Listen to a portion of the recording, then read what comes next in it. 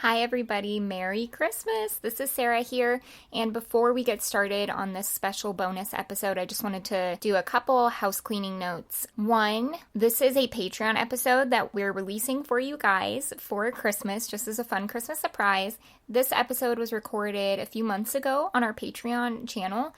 Every month, if you're $5 and up, a subscriber on Patreon, you get an exclusive episode a lot like this. Sometimes we have guests, sometimes we don't, but they're really fun. They're almost exactly like the episodes that you hear normally that are released to the public. So definitely check that out if you like this episode and you want an extra episode every month. And then when you do join, you get a card, a sticker, and then access to all the previous episodes.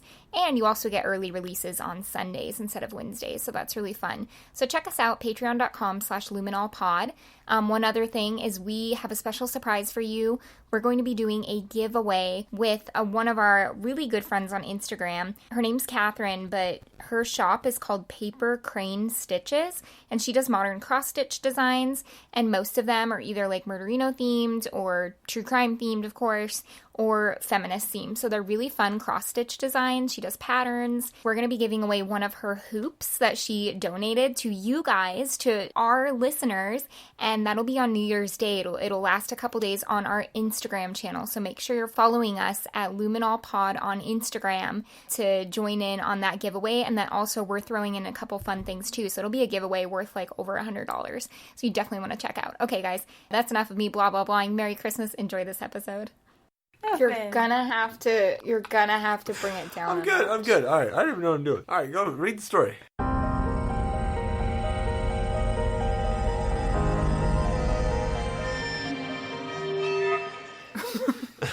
Well, first we try a beer. Oh, right. Yeah, I forgot about that. Hi, everyone. Hi, everyone. That noise you hear in the background is because we have a guest today. Was I supposed to introduce myself? Well, we were trying to introduce you. Oh, okay. Our guest won't stop talking because I know the rules. Our guest is Mr. Evan Party, who we've talked about before, all of the funny things that he does and says, like when he thought our cat was an earthquake on the bed. Sir Evan Did you know Party. she told people about that? No. Yeah, she told people that story. I mean, in my defense, in all seriousness, I've never had a cat that would sleep on the bed with me. Why? I don't know. I'm just an antisocial Wait, cat. that's your defense? Yeah, so I don't know. It's a poor defense. Weak. His defense is he didn't know that person. Yeah, the bed just starts shaking. What am I supposed to think? I don't know why you thought California earthquakes, but... Okay, so we have Evan, who is my fiance, and he is going to join us for this special Patreon episode. It's our September Patreon episode. Yeah. And this episode is also different because there's only one story. Yes. And Sarah and I each wrote stories for infamous murders, and then they ended up being insanely long, so we're going to do one at a time. Yeah, we could do both, but we're not going to bore you for 3 hours making a super long story, so we'll do one They're with never the guest. bored. Did you ask them that? Yeah, we're never bored. They just said they're never bored. Yeah, I heard it too. Alrighty, so first we have also, Evan is just kind of peanut gallery here. Caitlin is peanut gallery member number 2, and I am telling the story today. Yeah, trust me, I've done no work. That's I don't even know what's going on. Well, we're going to open a beer, and we'll share our beer with you, I okay. guess. Yes. We have a beer from Washington, because that's where Sarah's case is Man, at. I almost drank that one last night. We would have killed you. I And picked then it talked up. about you on our podcast. That's next week's episode. You guys are the shittiest killers. Do you want to describe the beer? Scuttlebutt. What is a scuttlebutt? I feel like I should know this. It's a sailor term. Yeah. Gotta be in this book. What? Okay, can you describe to our listeners what just happened? I went up and got a book. Okay, Evan said pause the podcast, and then he climbed over their bed and pulled out a book about It's a fucking Navy traditions that Yeah. was just laying by the side of their bed. What the fuck? I like ships. Leave me alone, Caitlin. Jesus. Scuttlebutt. See, it's in the book. What is it? Well, look, I go look it up. He just looked in the index like a crazy person who actually looks in the index for things. I mean, some of us academics actually still read books and use indexes. Just offended. Bougie. What Yeah. part of a ship is a bougie? Evan Party. Fuck off. That was good. Don't need no index to look that up. Fuck off, Richard. The origin of the word scuttlebutt, which is a nautical parlance for a, quote, rumor, comes from a combination of scuttle, as in to make a hole in a ship's side, causing her to sink, and butt, of course meaning a cask used in the days of wooden ships to hold drinking water. Thus, the term scuttlebutt means a cask with a hole in it. Scuttle...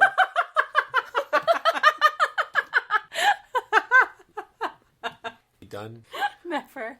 Scuttle describes what most rumors accomplish, if not to the ship, at least to morale. Getting, like, to scuttle them? Into the hole? No, scuttle. Like, you sink. Scuttle, like sinking. You wrecked your own, like, you scuttled the ship. I don't know how to swim. I don't know why you're talking to me about Navy terms. You have a brain. You can comprehend the words coming out of my mouth. It has nothing to do with swimming. Scuttle, like, you're gonna wreck something. You pull it down, you sink the ship. So it's saying that, like, this, a scuttlebutt is like, look, we got a little picture of these two sailors in the British Navy drinking out of a water barrel, and they're talking about rumors and stuff, but it's bad for morale. So it's essentially... so it's like meeting at the water cooler.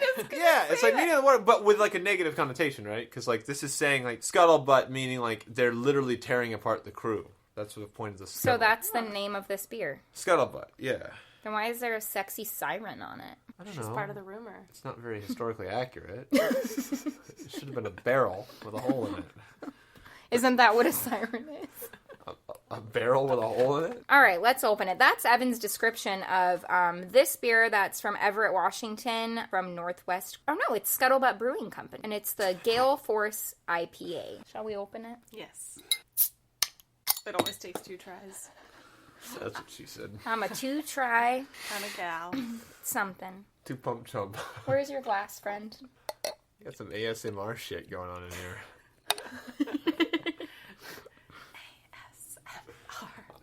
I really. No, I don't get that, man. I don't. Is that ASMR? It's like no, like people like, you know, they get all the you know, this one's yours. a friend of ours took a class Right? at school on it. I don't know. Talked about it. Now? Did a class on ASMR. All right, so let's cheers. Well, it doesn't taste like scuttlebutt, so that's good. Yeah, I imagine scuttlebutt water would taste This pretty does rough. not taste like anything. You don't think so? I mean, it's nice and bitter. It's just hoppy. Yeah. It's not even that hoppy. It's just hoppy and fizzy. This is like, if you want to like IPAs but kind of don't, this is the beer for you. Oh, that's it's accurate. Good for like anyone. Well, it is an IPA. It is, All but right. Well, I say we scuttle this one to the bottom. I say we butt it. Congrats. All right, are you guys ready for a story? Means a barrel. That's not what I A thought. It means. hogshead, like a specific barrel size. Wait, are you saying butt and hogshead are interchangeable? Because Yes. I could work with that. Yeah, a hogshead's like a certain unit of barrel size. There's like a bunch of these. Cask size, excuse me. Girls be like dropping hogshead in the club. No, not butt like is in your ass. Jesus, god damn. Shake the hogshead your mama gave you. All right. What a hogshead hole. Welcome to the show, Evan. Yeah. How much longer is this going to be? About an hour. Oh, Jesus. Okay, ready for a story, friends? Sit cross. Do you even know what, you can say however you want, do you even know what this podcast is about? Yeah, I do. Okay. We're talking about funny crimes, right? Okay, well, they're not funny. All right. It's a joke. Do you Lighthearted. guys... It's not lighthearted. Do you guys know the story of the Green River Killer? No, that's why I'm here. I feel like this is one of those notorious cases that, of course, I've heard of, but I don't know as many details as I probably think I do. That's how I felt it was, too. The Green River Killer obviously happened in the Pacific Northwest, which is where I'm from and where you're from, but just, like, way norther. Yeah. Alaska counts. Well, it's way norther. Way where? Norther. It's more north. More northern? More northern? It's norther. You don't speak too goodly, do you, down in Roseburg? Roseburg's a town in Oregon, for our listeners who don't know. Okay, so I'm going to cite my sources really quick. I watched a TV show called Mugshots. I read an article by Charles Montaldo, an article by Sean Robinson, another one by Rachel Quigley, biography.com, and the Bridgeway to Ridgeway. I thought you were going to say the Bridgeway to Terabithia. Yeah, then it's going to be really sad. His best girlfriend's going to die. Well, I've never seen it. Oh, God, I'm sorry. That's the... Spoilers, Jesus. Sorry, guys. People are paying for this shit, and you're wrecking stories for them. God, I'm sorry, I don't even know them. Go. Read about Okay. the bridge people. Wait, is there a bridge in this story? No, it's a Green River. The Green River I Killer. got confused with your Terabithia with the actual killers. The Green River's in Washington. Okay. On a cold morning in February of 1949, a baby boy was born in Salt Lake City, Utah, and his name was Gary Leon Ridgway. His parents were Mary Rita Steinman and Thomas Newton Ridgway. And Gary was their second child. They would ultimately have 3 sons, and Gary would be smack dab in the middle. When Gary was 11, his family moved from Salt Lake City to Washington State, right near the SeaTac airport, so it's the Seattle-Tacoma airport. And this area of Seattle was super poor, and Gary's family also lived in poverty. From the time that Gary was a young age, up into his teens, a few characteristics started popping up that would make sense in hindsight, as we usually see with children who end up being killers. Is he going to kill people? Oh, he's gonna... Spoilers, the I Green don't River know. Killer is gonna kill people. I didn't know if he was the killer. Yeah, it's Could have scary. been a victim. You could have thrown a little wrench in the old podcast format and started off with a victim. That's true. We do that sometimes. Do you? No. Okay. So, one of the things that would make sense in hindsight, Gary as a teen and a child often had arguments with his parents, mostly his mother, that turned super violent. Oh. He also wet the bed well into his teen years, and his mother would ridicule him for that. Is that a common sign of serial killers? Wetting the bed, yeah. Yes. Really? Oh, yeah. I'm being serious now. Yeah, the No, it McDonald really is. triad. Yeah. Okay, wow, we got sources. Jesus. Well, the McDonald triad is what that's called. It's wetting the Oh, bed, okay. arson, and then getting hit in the head, right? Or is it killing small animals?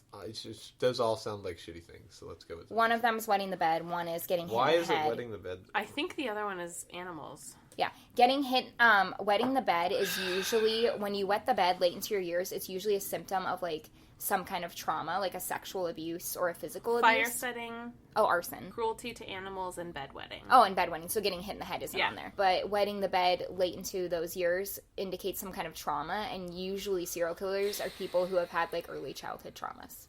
So him wetting the bed into his teen years is, like, a really, really bad sign that he's going to, like, act out in some kind of way as an adult. Or as a teenager. Lock him up. It doesn't mean that everyone who wets No. the bed is bad. No, It's just, absolutely not. Yeah, it does.